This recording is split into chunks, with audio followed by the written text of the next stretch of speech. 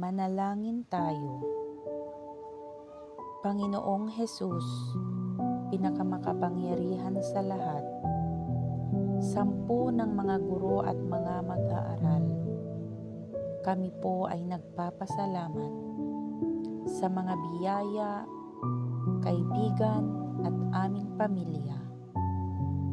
Sa oras na ito, minamahal naming Panginoon, naway gabayan mo po kami ng iyong Espiritu Santo upang lalo naming maintindihan ang mga leksyon na aming tatalakayin, upang ito ay aming magamit sa hinaharap.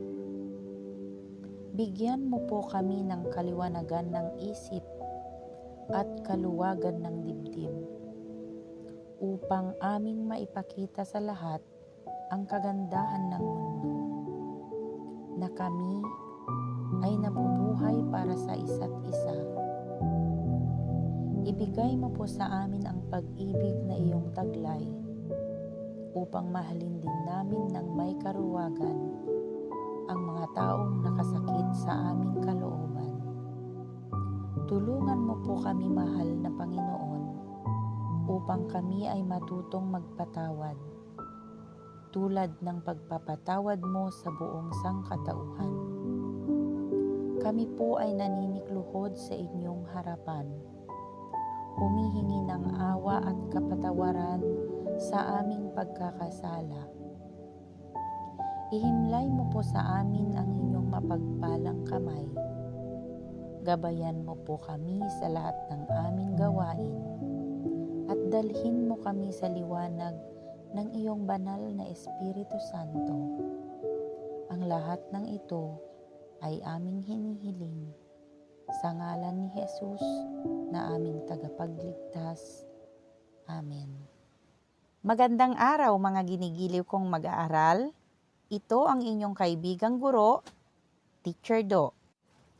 Sa pagkakataong ito, ating pag-aaralan ang pagkakasunod-sunod ng mga pangyayari sa tekstong napakinggan. Ngunit bago yan, atin munang pagbalik-aralan ang ating nakaraang leksyon. May isang tanong tayong dapat nating alamin.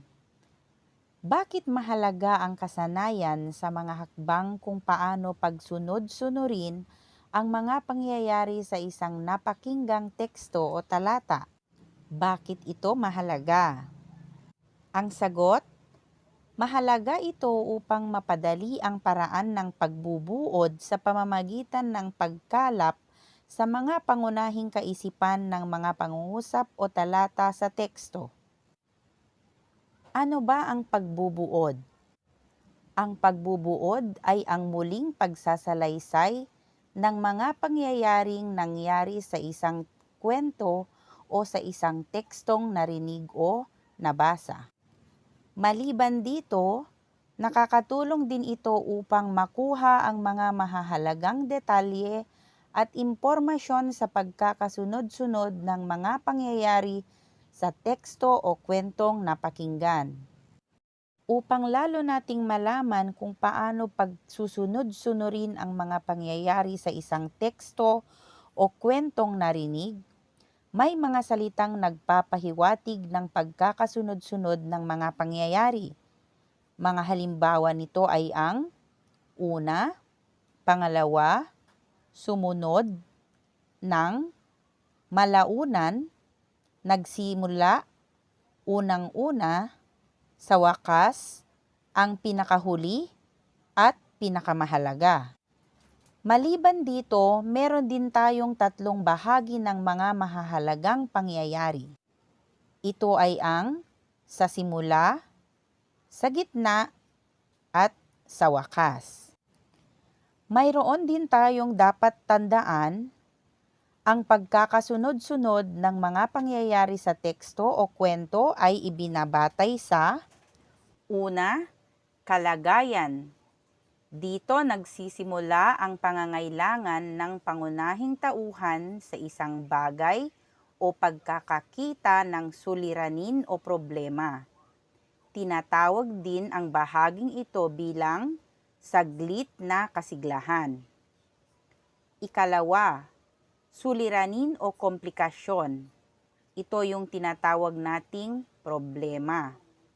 Dito sinisimulan ang kwento sa pamamagitan ng mga pangyayari na magbibigay daan sa pakikipagtunggali ng bida sa kanyang mga kaaway. Dito natin natutukoy kung sino ang pangunahing tauhan at mga tauhang sumusuporta sa ating pangunahing tauhan. Ngayon mga bata, gusto na ba ninyong makinig ng isang teksto o kwento? Ating umpisahan ang pakikinig ng teksto, may pamagat na Pistang Bayan. Ito ay hango sa Hiyas sa Pagbasa 5. Makinig kayong mabuti. Ang pagdiriwang ng Pistang Bayan ay labis na nagugustuhan ng mga Pilipino. Bago pa dumating ang kapistahan, ay abala na ang mga tao sa paglilinis ng kani-kanilang mga tahanan, naglalagay ng dekorasyon sa mga lansangan at naghahanda ng mga pagkain. Sa madaling araw, naririnig ang ingay ng baboy, kambing, itik, manok, bibe, baka at iba pang hayop na kinakatay. Sa araw ng kapistahan, makikita ang mga matatanda at bata na masayang nagsisimba, nanonood ng parada at sumasakay sa iba't ibang uri ng sasakyang umiikot.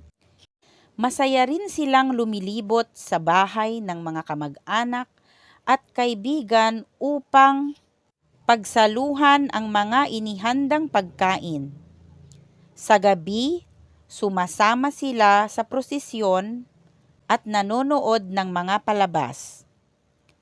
Pagkatapos ng pista, masaya silang naglilinis ng tahanan, nagliligpit ng mga pinagkainan at nagkukwentuhan ng pinagkagastusan. Subalit makikita mo sa kanilang mga mata at sa kanilang mga mukha ang labis na kaligayahan. Nailarawan ba ninyo sa inyong mga isipan ang mga pangyayari sa inyong tekstong napakinggan? Naranasan na rin ba ninyo ang pumunta o dumalo sa isang pistang bayan? Marahil ay oo. Kung kaya't sigurado ako na kayo ay nag-enjoy sa inyong mga nakita at mga pagkaing natikman noong kayo ay pumunta o dumalo sa isang pistang bayan. Ngayon naman, ating alamin kung inyong naintindihan ang inyong napakinggang teksto sa pamamagitan ng pagsagot sa mga tanong na ito. Unang tanong, ano ang nauna sa mga pangyayaring nabanggit? Sama-sama sa probinsya, naglilinis ng tahanan, masayang nagsisimba. Ano ang inyong sagot? Tama, naglilinis ng tahanan. Magaling! Ngayon naman ay ating sagutin ang susunod na tanong. Alin sa mga sumusunod ang huling bahagi ng kwento? Naglilinis ng tahanan, masayang nagsisimba, nagkukwentahan ng pinagkagastusan. Ano ang inyong sagot? Tama! Nagkukwentahan ng pinagkagastusan. Ngayon naman ay ayusin ang mga ito ayon sa wastong pagkakasunod-sunod, lagyan ng bilang 1 hanggang 6. Ngunit bago natin ito sagutin, basahin muna natin isa-isa ang mga sumusunod. A. Sama-sama sa prosesyon. B. Naglilinis ng tahanan. C. Masayang nagsisimba. D. Naglalagay ng dekorasyon. E.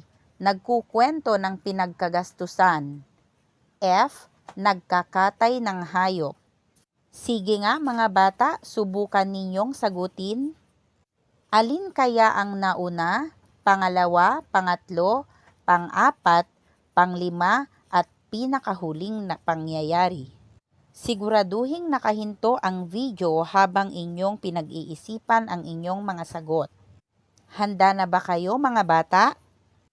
Para sa unang bilang? Tama! Naglilinis ng tahanan. Susunod naman ang naglalagay ng dekorasyon.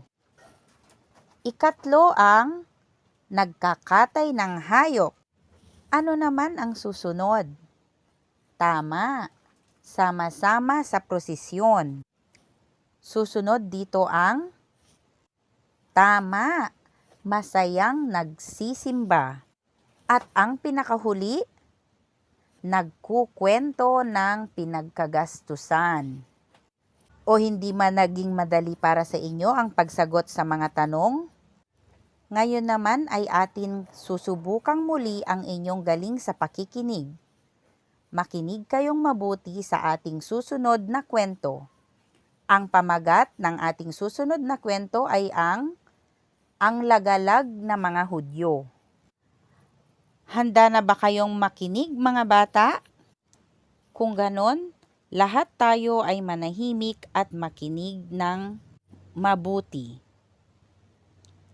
Walang sariling tirahan ang mga Hudyo.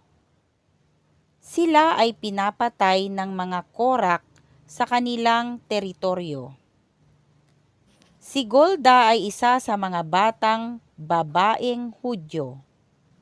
Naglalaro sila sa maputik na kalsada nang walang ano-ano, nakarinig sila ng sigaw. Mga bata, takbo! Magtago kayo! Dumarating ang mga Kosak! Ang mga koboy na Ruso. Walang Hudyo na nakaliligtas kapag inabutan ng mga Kosak sa kalsada. Nagtakbuhan ang mga tao. Nagsipaghanap sila ng matataguan. Ang mga pintuan at bintana ng mga kabahayan ay nagsipagsara. May ibang batang naiwan. Nagtakbuhan din sila. Isa ang nadapa, si Golda. Nasubsob ang mukha niya sa putik. Papalapit ang yabag ng mga kabayo at nagtalsikan ang mga putik. Tumigil ang ragasan ng mga kabayo sa tabi ng sinubsuban ni Golda. Napasigaw siya, ngunit wala na ring silbi. Nasa harap na niya ang mga Kosak. Pinaglaruan ng mga Kosak si Golda. Pinalundagan siya ng kabayo, ipinikit niya ang kanyang mga mata. Humaging sa kanyang ulo ang mga bakal na sapatos ng mga kabayo. Nagdasal siya na sana ay di siya mapatay. Inikot-ikot siya ng mga Kosak. Pagkaraan ng ilang sandali, ay tumahimik na ang paligid. Papalayo na ang mga Kosak. Tumulo ang luha ni Golda. Noong mga panahong iyon, ang mga Hudyo ay walang sariling bansa. Kailangang matigil na ang paglagalag ng mga Hudyo, ang hikbi niya. Nang lumaki si Golda, siya ang nakatulong upang maging malayang bansa ang Israel, ang bansa ng mga Hudyo. Nagustuhan ba ninyo ang kwento, mga bata? Ngayon naman ay ating punan ng wastong bilang ang bawat puwang ayon sa pagkakasunod-sunod ng mga pangyayari sa napakinggang kwento. Ano na muli ang pamagat ng ating kwento? Ang lagalag na mga Hudyo. Bago natin ito sagutin, atin mutang basahin ang mga pangungusap. A. Inabutan ng mga Kosak si Golda matapos madapa sa putik. B. Nang lumaki si Golda, tumulong siyang magkaroon ng bagong bansa ang mga Hudyo. C. Naglalaro si Golda at ang mga bata sa kalsada nang paparating ang mga Kosak. D. Naiwan si Golda na nadapa sa maputik na lansangan. E. Pumikit at nagdasal si Golda. F. Pinaglaruan ng mga Cossack si Golda. Alin kaya sa 6 na pangungusap ang dapat mauna? Sige nga mga bata, subukan ninyong sagutin. Sa pagsagot sa pagsasanay na ito, siguraduhing nakahinto ang video. Alin sa 6 na pangungusap ang dapat na nasa unang bilang? Tama. C. Naglalaro si Golda at mga bata sa kalsada nang paparating ang mga Cossack. Ano naman ang susunod? D. Naiwan si Golda na nadapa sa maputik na lansangan.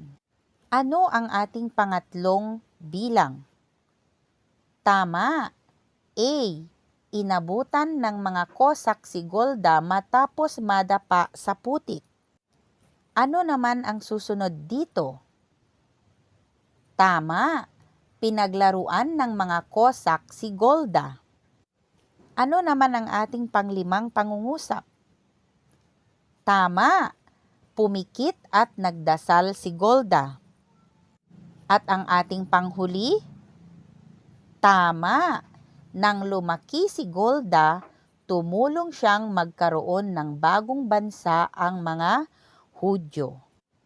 O hindi ba napakadali mga bata? Para sa ikatlong pagsasanay, atin namang pakinggan ang talambuhay ng ina ng katipunan. Sino sa inyo ang nakakakilala sa nasa larawan? Isa siyang magiting na babae. At hindi hadlang ang kanyang edad upang matulungan niya ang kanyang mga kababayan. Nais ba ninyong malaman ang kanyang talambuhay? Inaanyayahan ko ang lahat at sisimulan na natin ang pakikinig. Ang pamagat ng inyong pakikinggang talambuhay ay ang Ina ng Katipunan. Ina ng Katipunan. Hindi sagabal ang gulang sa pagtatanggol sa kalayaan. Bago sumiklab ang himagsikang Pilipino laban sa mga Espanyol, si Tandang Sora ay isang karaniwang mamamayan sa Banilad, Balintawak, Caloocan. Tahimik siyang nabubuhay sa piling ng kanyang mga anak na nagsasaka ng kanilang maliit na lupain sa Banilad. Mayroon noong tindahan si Tandang Sora, at sa likuran ng tindahan ay mayroon silang bakuran na natatamnan ng malalagong punong kahoy. Noon, sa tindahan ni Tandang Sora, karaniwang napag-uusapan ng mga bumibili niyang mga kanayon ang di kasiyahan sa pamamalakad at sa pag-aabuso at pang-aapi ng mga dayuhang Espanyol. Naging tagapakinig si Tandang Sora sa mga hinaing at galit ng mga makabayang Pilipino. Nagnais na maghimagsik laban sa mga Espanyol. Sa kanya ring tindahan, naulinigan niya ang pagtatatag ni Andres Bonifacio ng lihim na kilusan ng mga Katipunero na ang layunin ay ipabagsak ang paghahari ng mga Espanyol sa ating sariling bayan. 83 taon noon si Tandang Sora, ngunit hindi ito naging sagabal upang siya'y makapaglingkod sa bayan. Kabilang siya sa magigiting na Pilipina na may matinding pagnanais na makahulagpos at makalaya ang ating bansa sa di makataong pamamalakad ng mga namumunong Espanyol. Naging ina siyang nagmamalasakit at nagpala sa mga nagugutom. Laging may handang mainit na sabaw at pagkain si Tandang Sora anumang oras dumating ang mga napapagod at nagugutom na Katipunero. Ginamot at inalagaan niya sa kanyang tahanan ang mga Katipunerong may sakit. Sa dilim ng gabi ay hinahatdan niya ng pagkain ang mga nagtatagong Katipunero sa liblib na bahagi ng kanilang bakuran. natiktikan ng mga Espanyol ang lihim na pagtulong ni Tandang Sora sa naghihimagsik na Pilipino. Hinuli, ikinulong at ipinatapon siya sa pulo ng Guam. Nakabalik lamang siya sa sariling bayan noong masakop ng Amerikano ang Pilipinas. Lahat ng Pilipinong bilanggo sa Guam ay kanilang pinalaya at ipinabalik sa Pilipinas. Matandang-matanda na noon si Tandang Sora. Sa kabila ng kanyang katandaan, nakadama siya ng kasiyahan nang muli niyang masilayan ang kanyang minamahal na bayan. Bilang pagdakila sa kanyang mga ginawa, siya ay tinawag na ina ng katipunan. Sa gulang na 107, namatay ang ina ng katipunan. Naging makasaysayang puok ang tindahan at kanilang bakuran. Bilang pagdakila sa mga kabutihang ginawa ni Tandang Sora, walang iba kundi si Melchora Aquino. Isinunod sa kanyang pangalan ang makasaysayang puok na iyon. Nagustuhan ba ninyo ang talambuhay ni Tandang Sora? Maituturing din ba ninyo siyang bayani, mga bata? Oo, tama. Si Melchora Aquino o kilala bilang Tandang Sora ay isang bayani. Dahil sa kanyang mga nagawa, marami sa ating mga kababayan ang nabigyan niya ng tulong noong panahong siya ay nabubuhay pa. Nais din ba ninyong maging bayani? Marahil ay oo ang inyong mga sagot. Base sa 3 kwento o talata, teksto na ating napakinggan, marunong na ba kayong pagsunod-sunurin ang mga pangyayari sa inyong mga teksto o kwentong napakinggan? Bilang paglalahat sa ating leksyon, ano-ano ang mga dapat tandaan upang mapagsunod-sunod ang mga mahahalagang bahagi ng teksto o kwentong napakinggan? Una, alamin ang mga pangunahing kaisipan ng mga pangungusap sa bawat talata ng teksto o kwentong napakinggan. Tungkol saan ang ipinapahiwatig ng mga pangungusap sa bawat talata ng teksto o kwentong napakinggan. Ikalawa, tandaan ang mga salitang nagpapahiwatig ng mga pagkakasunod-sunod ng mga pangyayari. Ano na muli ang mga salitang ito? Tulad ng una, pangalawa, sumunod, at ilan pang mga salitang nagpapahiwatig ng pagkakasunod-sunod. Ikatlo, alamin ang mga mahahalagang detalye o impormasyon sa pagkakasunod-sunod ng mga pangyayari. Sa bahaging ito, malalaman kung alin sa mga ito ang pinakaimportante. Anong paglalarawan ang tungkol sa mga ito? Sa pamamagitan ng wastong pagkakasunod-sunod ng pangyayari, maaari mo nang maisalaysay ang buod ng iyong teksto o kwentong napakinggan. Meron ba kayong natutunan sa araling ito, mga bata? Naway nakatulong si Teacher Do sa inyong leksyon sa araw na ito. Bilang pagsasanay, inyo nang pagsunod-sunurin ang mga detalye o impormasyong nakalap tungkol sa talambuhay ni Tandang Sora. Mga bata, abangan ang susunod nating mga videos. Bago ako magpaalam, huwag kakalimutang mag-like, share, subscribe, at pindutin nyo na rin ang bell button para updated kayo sa aking mga susunod na aralin. Paalam! You went away.